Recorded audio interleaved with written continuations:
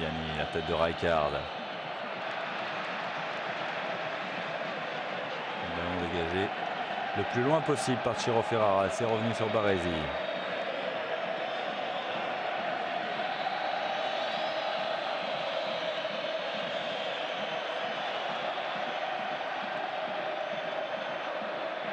Là, c'est vraiment la grosse fête à San Paolo.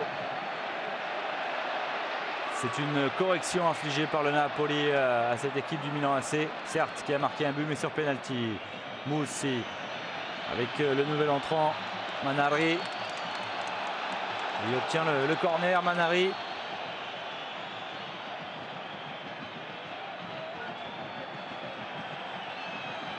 Une dizaine de minutes à jouer encore dans cette rencontre et le succès sera officiel bien sûr de la part du Napoli, même si maintenant plus personne n'en doute.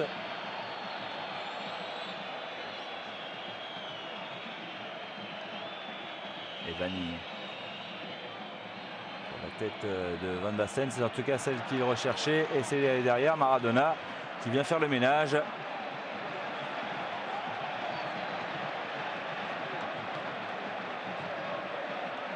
Et pendant ce temps-là, l'Inter mène toujours 1-0 face à Cesena. Alors avec ce succès, le Napoli reste au contact des interistes à 2 points. La tentative infructueuse de la part d'Alberigo et Vanni. Attention à ce contre qui vont très vite. On l'a vu à plusieurs reprises. Skripar.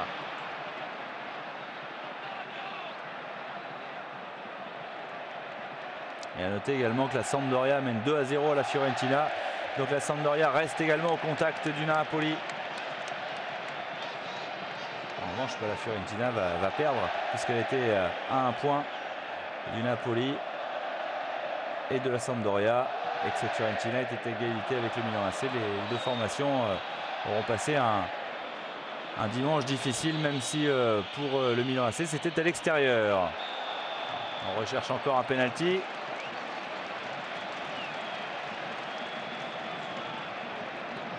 Faute commise par Viviani. Maradona encore une fois exceptionnel dans cette rencontre. C'est vraiment lui qui aura dynamisé son équipe et dynamité la défense adverse.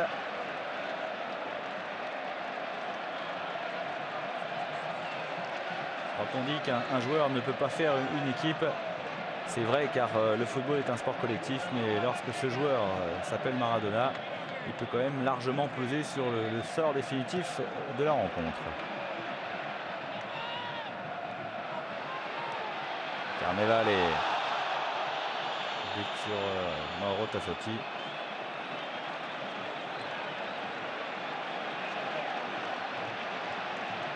Belle statistique, 6 buts en 5 matchs pour Andrea Carnevale depuis le début de saison. 7 en 7 matchs pour Careca.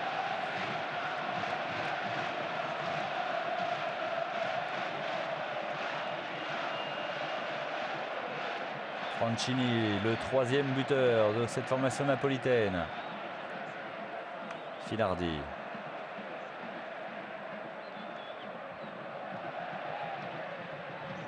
Filardi encore le long de la ligne de touche. Et Ciro Ferrara pour lui apporter son soutien devant Virdis.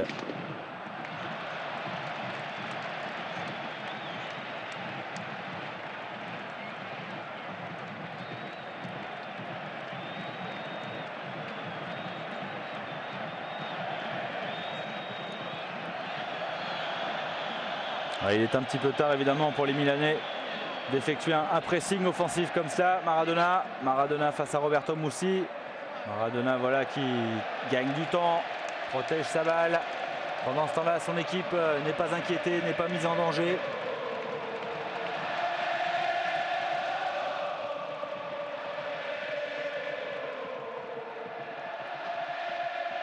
Le Napoli qui recevra la Fiorentina lors de la prochaine journée, le 4 décembre prochain, avant de se déplacer à Vérone, de recevoir Bologne et de se déplacer à Rome.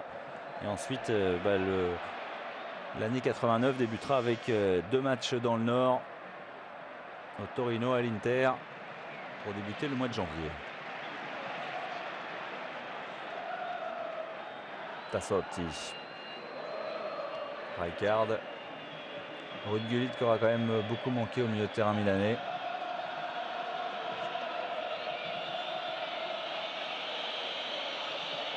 Virdis.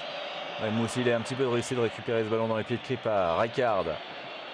Rijkaard sort côté gauche. La frappe de Paolo Maldini qui est contrée. Ce sera un nouveau corner pour les Milanais en cette fin de rencontre.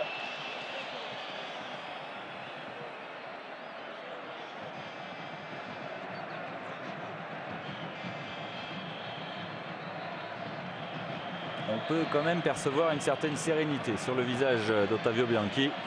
3 buts de marge. Cela semble suffisant à quelques minutes de la fin du temps réglementaire. Surtout que Milan a toujours autant de mal à s'approcher. 30 mètres ça va, mais ensuite ça devient difficile. Faute commise sur Franco Baresi.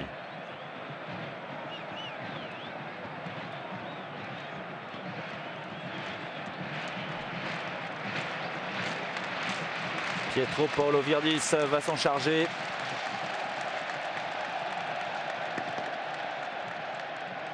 C'est quand même assez lointain pour espérer tromper Giuliano Giuliani.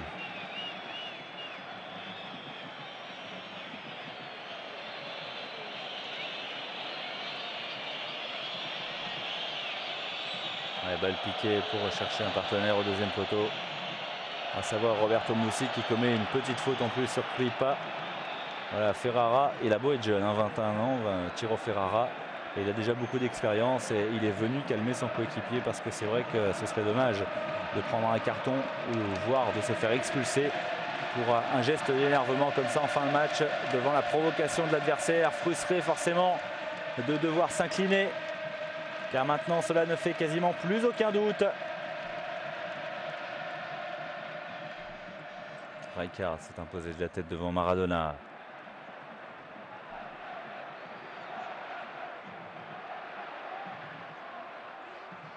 Et Maradona, il tente des choses et en plus il reste debout, il est solide. Il faut qu'il soit au moins 5 ou 6 pour l'arrêter et de façon irrégulière. Et il a de la colle au bout du pied l'Argentin.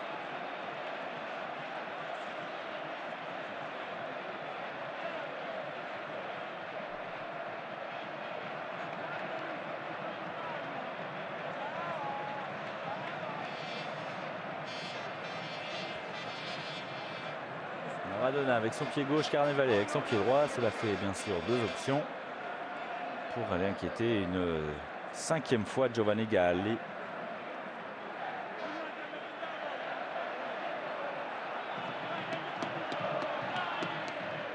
Ah, la défense milanaise qui était robuste, qui était solide avec 5 éléments, qui aura quand même sombré dans cette rencontre. Avec une frappe enveloppée d'Andrea Carnevale qui passe pas bien loin du cadre de Giovanni Galli.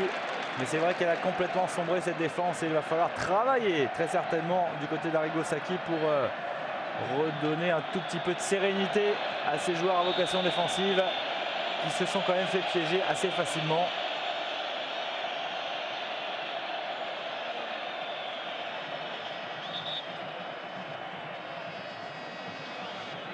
Alors 3 minutes de temps additionnel. Voilà la décision de monsieur Agnolin.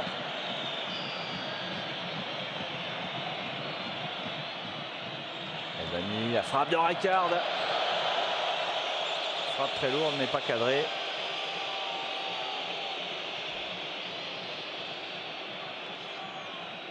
On aperçoit Angelo Colombo là, qui a le masque évidemment sur le banc.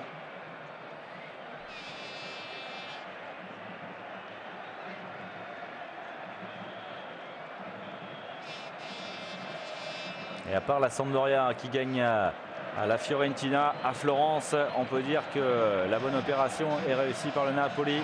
L'Inter reste en tête néanmoins grâce à sa victoire face à Cesena. 3 équipes qui sont en train de se détacher. Le Napoli, la Sampdoria de Gênes et l'Inter de Milan.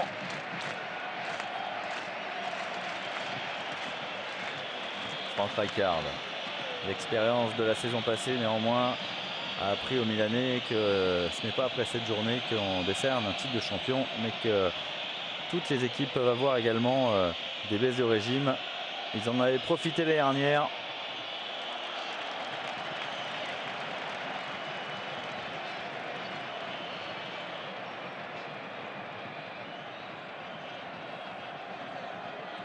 On est entré dans le temps additionnel.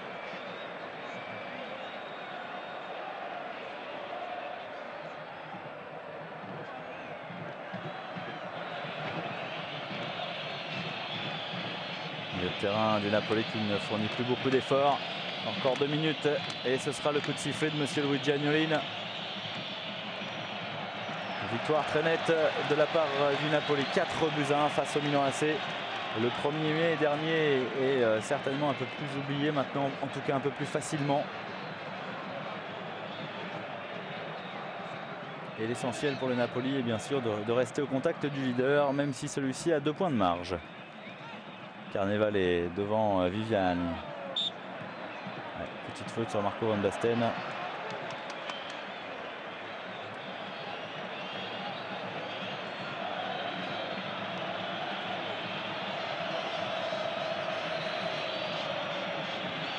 Le Napoli maître sur son terrain face au Milan AC, alors que l'année dernière ils avaient reçu une bonne gifle. Les voici peut-être de nouveau relancés pour la course au titre. Ça fait d'ailleurs plusieurs saisons. Ils n'en ont obtenu qu'un dans leur histoire en 87, il y a 2 ans. L'année 87 où ils ont également réussi le doublé avec la Coupe d'Italie. Roberto Mussi. Rijkaard, Evani.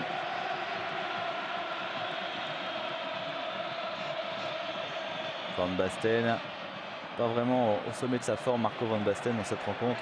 On s'en est perçu à quelques reprises. On revoit tous les buteurs. Maradona, grâce à son opportunisme. Careca, grâce à Maradona, en fin de première période. Et ensuite, le Napoli qui attaque la seconde période sur le même rythme avec Giovanni Francini à la réception d'un très bon travail de Carnevale notamment. Et puis le doublé donc pour Antonio Careca contre un penalty signé Pietro Paolo Virdis pour le Milan AC. Agnolin ne va pas tarder à siffler la fin de cette rencontre. Encore un ballon en profondeur de Careca. Careca, il va offrir une solution, il va creuser une brèche. Ah, grosse faute, dernière occasion très certainement pour le Napoli d'aller marquer un 5e but. Cette faute sur Fernando De Napoli.